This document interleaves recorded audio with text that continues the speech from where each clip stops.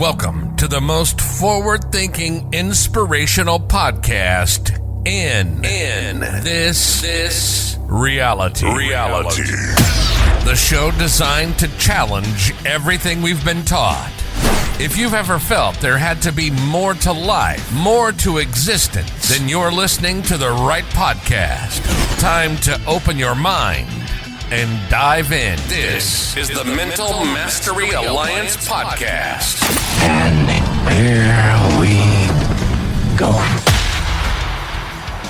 Ladies and gentile folk. Today, on episode 323, I want to talk kind of all over the place, kind of not. We're actually going to go from erectile dysfunction right to the ability to taste, sample, see, smell, touch, feel, love, embrace the sixth dimension. I think it's, I came across this clip, and I have ADHD. As much as I don't like labels and this, that, and the other thing, I find myself doing my best to comprehend how a world works. And for me to give myself a label, it implies that there's a difference between me and you, which implies that you're normal, I'm not. Right out the gate, which doesn't mean you're normal. Ladies, if you're listening to the show, you're not normal, thank heavens, because normal got us absolutely nowhere. This to me, though, is fascinating. When you have the ability to stretch your brain past certain thoughts and certain ideologies, you find yourself in a realm where everything's kind of wide open. And what does that mean? Well, shit. It means that you can kind of do everything, which doesn't make any sense because we live in a world of limitations. We live in a world of rules and structure and third dimension. Oh boy. Oh, fiddly-dee. But getting past that puts you in a realm of conscious creation. Getting past this allows you to say, hey, if this, then that. I can philosophize upon virtually anything. I think I even made up the word philosophize. I see all of the potential that we have. I see all of the things that we can do. I can tie a lot of things into my brain. One of my favorite memes recently that I've come across is, what is your favorite hobby? There's putting the pieces together. I can see patterns. And when you can see patterns, you can create new patterns. I remember as a kid, the first time I spotted patterns. When you think it's totally random, this is a funny thing for anyone of my ilk or generation. On the Nintendo Entertainment System back in the 80s, there was a video game called Mike Tyson's Punch-Out. And in this video game, you are a tiny little character, and you fight big characters, culminating in the fight with Mike Tyson. I remember being a kid and explaining to my friends, it's patterns. It's pattern. If you can recognize the pattern of the boxer, you can get through the game. And it's not like the pattern was that visible. It's not like it was one of those things where it was an intentional build that once you spot it, you could see it. It's how the game played out. I mean, they had 8 bits of control. They had tiny little cartridges. There was no real rhyme or reason to how they built what they built. They just built things that were fun and that would work. And then when you start spotting the patterns, you can start taking down your opponent. So you see it and you know it. And some people were playing it and spotting the patterns without even realizing they were spotting the patterns. They were just playing the game. It blew me away. And to this day, ladies and gentlemen, pat yourselves on the back if you have. But to this day, I have yet to beat that game. And I'll put time in. I will crack the Nintendo out from the 80s, put in Mike Tyson's Punch-Out and try. But I have this thing, again, with the ADHD, where if I can't do it right away, I get frustrated. And I put the controller down aggressively. But it's fun. And again, with the ADHD, I don't really have the time to learn the new games. I don't really want to. I still play hockey, the NHL, when I need a pattern interrupt. But I don't use the control stick. I use classic controls or 94 controls. I don't play online. I don't want to play opponents. I'm not into that. If I turn the PlayStation on at all, it's just to reset my brain or to give me a pause, because in this day and age, in a world of overstimulation, this is what I need. And it goes on. It's funny too, because it'll go in spurts. That thing will just collect dust for months. And then one day I'll turn it on and be like, ooh, I'm addicted to this now. So the more you find out about your brain and about your situation, the more you can handle your world, which is where, again, it falls back into labels. I resonate with the patterns of those who have attention deficit hyper disorder.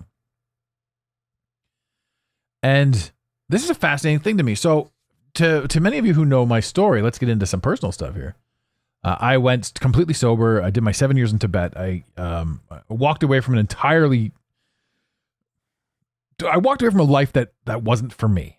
A life that I had been living my entire life, but miserably and filled with anxiety and depression and all that fun stuff. I walked away from all of that and just focused on me. Like, I completely removed myself from society. And that meant getting rid of alcohol, cigarettes, drugs, everything that was a part of the third dimensional world in which I lived, and was becoming more and more hyper aware of, and becoming more and more disenchanted with, which is where my anxiety and my depression started to rise. And I knew something was up, and I could taste something more. So I had to give up everything that I felt defined me or made me me. I was so disenchanted with the entire system that simply all of it had to go. And there wasn't much I could do about it once I started the cavalcade. Once I hit that first domino, they all started to fall. So now I am sober and I have a wonderful partner. And I, interestingly enough, copulating while sober after spending an entire lifetime doing it while blotto is an interesting experience.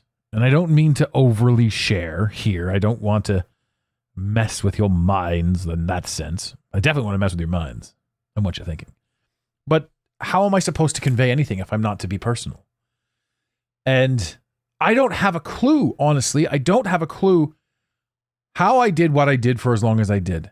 Because when you're present and in the moment and sharing a moment, an intimate moment, and I don't mean sex, coitus, I mean an intimate moment with somebody that you truly care about. It can be holding hands over dinner. It can be anything. It can be going for a walk. It can be sitting on the couch. It can be having an argument. But when you truly care about yourself, you change the energy that you allow into your life. And when you change the energy that you allow into your life, the person across from you in any of these intimate moments is somebody who's worth your time. And when you, for me anyway, having gone through what I went through, when you truly respect somebody and you know that they're just another flawed human living their life to the best of their ability, and you're merely a piece of their ever-expanding life, you don't take things as personally. You don't attempt to control. You don't attempt to do anything. You just say, hey, man, nice shot. What up, filter? And you can enjoy it for what it is. Then you find yourself getting wrapped up in your own bullshit, because when I was broken, it was easy to pass the buck, to blame. Oh, funny how my voice just trailed down. Pass the buck. But I take full responsibility for all my actions right now, and I recommend that you do the same. There's a fascinating thing that takes place when you do this, and that is you get to learn the lessons you're meant to learn, as opposed to being like, oh, this, that, and the other thing. There's no learning curve. There's no this. And you're saying they said this, and because of them, I did this. you find a way to put the blame on yourself for everything that goes wrong in your life, then you find a way to rectify it so something like this doesn't happen in the future. You're only doing it for you. I digress. Back to the other scenario. I find myself harder on myself than anything. And there's been moments in time where when you're hammered and you're drinking and you got whiskey dick and it doesn't work, that's just the thing. Especially on the cocaine. Cocaine's a hell of a drug, but it renders certain parts of your anatomy relatively useless. It's been 7-8 years now since I've dabbled with anything of the hard stuff. I don't drink. Occasionally I'll have a drink. For 7 straight years, I did not drink. But I don't like living with limitations. And I'm not saying if you're an alcoholic, you should test yourself. I am saying that if you know who you are and you do your thing, like again, I haven't had a cigarette in 7-8 years. And I don't consider myself a non-smoker. Occasionally I'll have a cigar. And I was looking at the cigar aficionado not too long ago. I'm like, fuck, I could really go for a cigar. I happen to have a few kicking around. And I happen to have a good friend that likes to smoke them.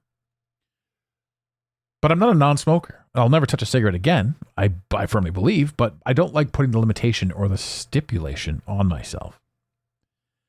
So this post comes across my page, and it's talking about ED. And as a sober person now, I've gotten into my head during the act. And when you get inside your own head, especially with somebody with ADHD, and I never made the correlation, fucking anything can happen in there.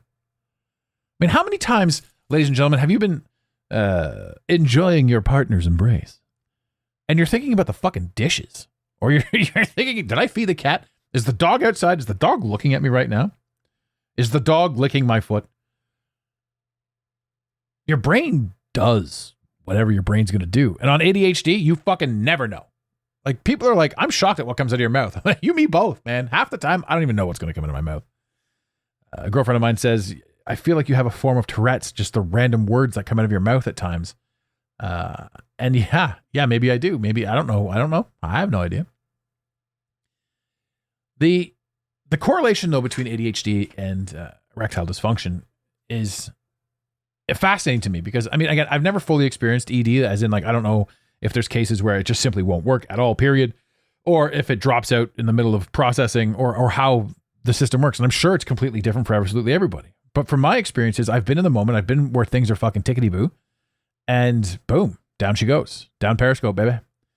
And I think to myself, what the hell's that? So in my mind, I'm like, what the fuck is going on with me? Like, am I broken? But in her mind, she'll think, is it me? Is he not turned on by me? Did I do something wrong? Is this me? And so now you're in a position where, again, with the ADHD mind, you fucking totally overanalyze it. You totally go into some strange tizzy. It's funny how we're fucking 12 minutes into the podcast and I'm still only on topic 1. I had 3 topics I wanted to discuss, and I still want to get into the 6-dimensional stuff as well. I'm hoping I can tie it all in together. I haven't really mapped this thing out. I'm kind of winging this episode. So erectile dysfunction and ADHD, here's the correlation and here's the tie-in. People think that we need a pill for ED, and what ED, or like the little blue pill for ED, will make the fucker stand, baby. I've never taken a Viagra. And then COVID happened and they own Viagra, like the Pfizer people. I'm like, why would I epipoo your little vaccines, but then go ahead and take your blue pill? Like, you're still the same company that's still willing to do this shit. Like, you're gonna build trust in me by making my dick hard. So I take your go-go juice? No, thank you.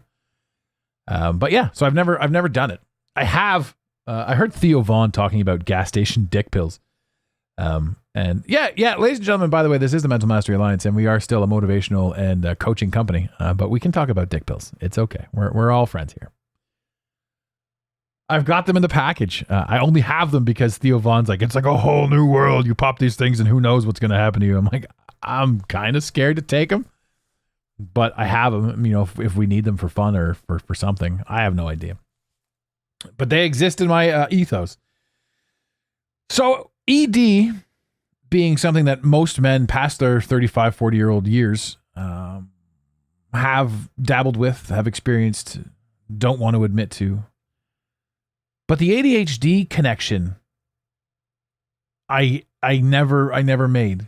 And I know that when she goes power scope down right in the middle of things, you get inside your own head, and then it just gets worse because of the ADHD.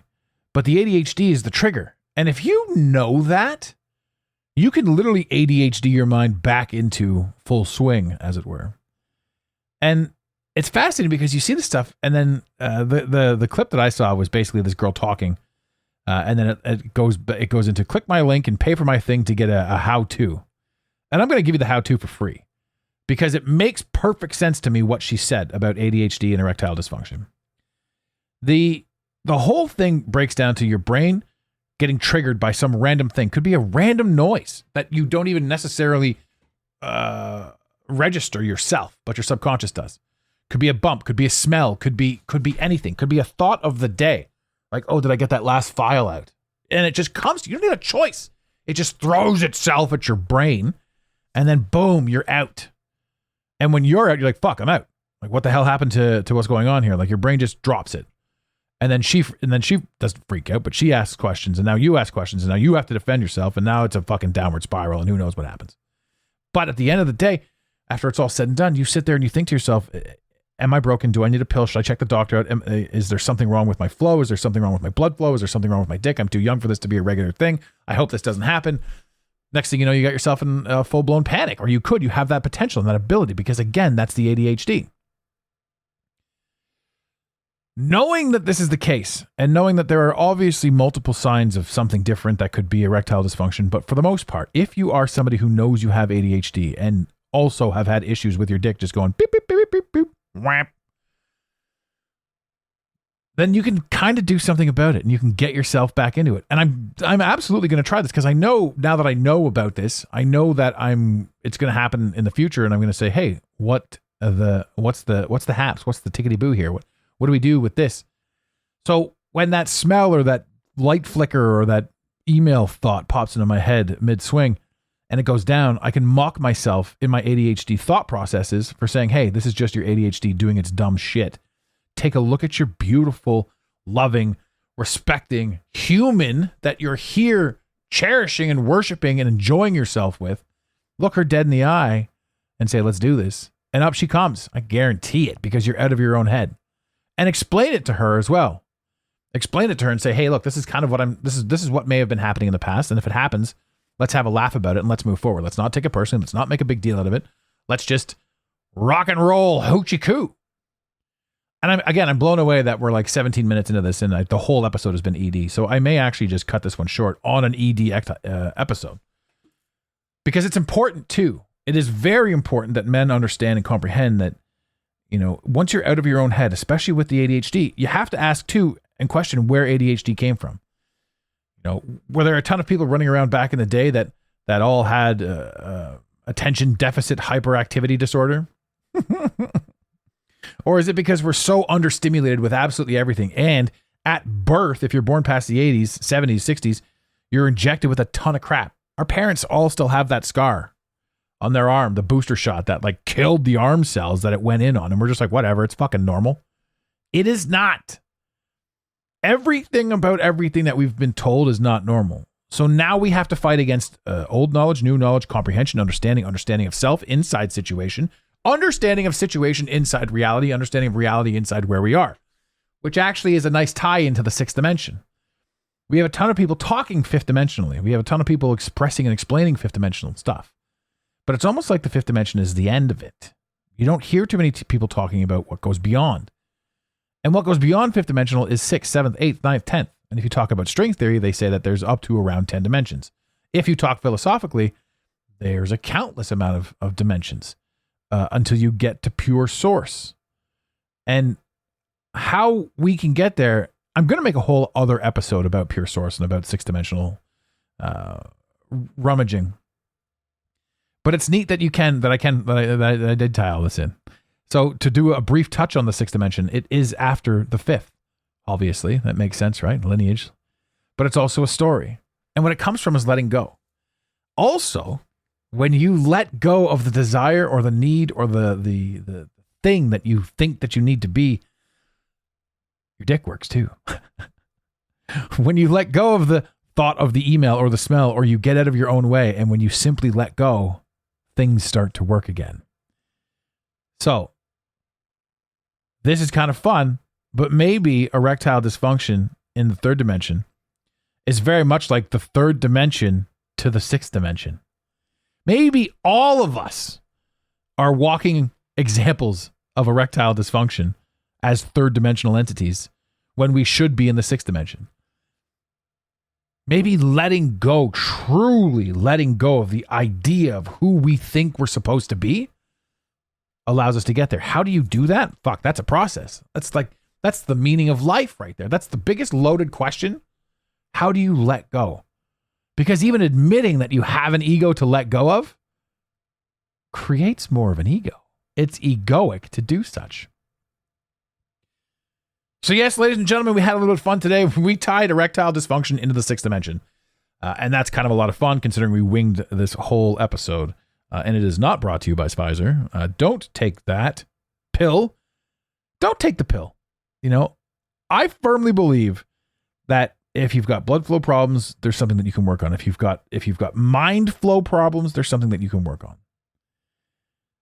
This again is Eastern medicine versus Western medicine. This again is the stuff that gets me, you know, I'm not allowed to talk about it. I try to promote these things on social media, and they're like, your topics can't be promoted. You know, you're setting off flags, and you'll even see it. If you go to the TikTok, you'll even see this has 6,000 views, 7,000 views. This has 400 views. You know, like the algorithm's really funny that way.